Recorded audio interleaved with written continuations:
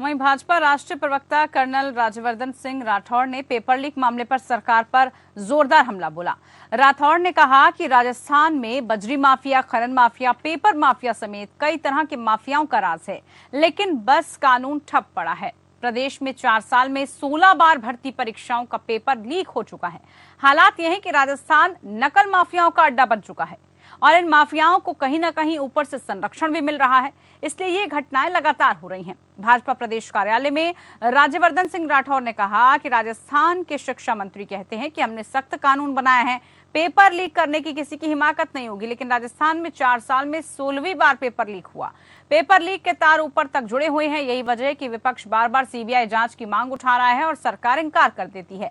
इसके साथ ही उन्होंने आरोप लगाया कि राजस्थान की योजनाएं धरातल पर नहीं उतरी, केंद्र की योजनाओं को रोकने की कोशिश हो रही है। राहुल गांधी ने 1 से लेकर 10 तक गिनती करते हुए किसानों की कर्ज माफी की बात कही थी, लेकिन आज तक 10 गिनते ही पेपर लीक हो रहे हैं।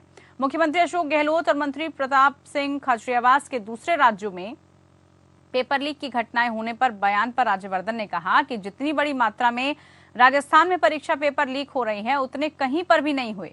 अभी जो पेपर लीक हुआ उसके अंदर से जो 55 लोग गिरफ्तार हुए हैं, उनमें विद्यार्थी भी शामिल हैं, लेकिन जो मूल रूप से जुड़े हैं वो अभी तक पकड़े नहीं गए। अगर सरकार सख्त होती तो आज ये नहीं हो पाता।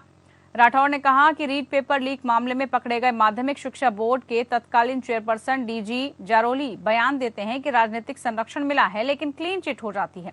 वहीं इस मामले में राजीव गांधी स्टडी सर्किल का नाम आया है, लेकिन पुलिस ने कोई कार्रवाई नहीं की। मामले में सामने आया कि आरोपी मंजू राहुल गांधी की भारत जोड़ो यात्रा में भी शामिल आया।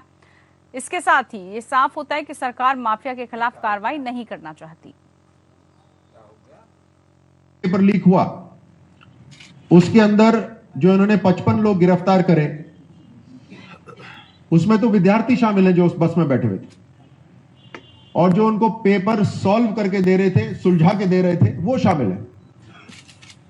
लेकिन जो मूल जड़ में है वो अभी तक नहीं पकड़े गए।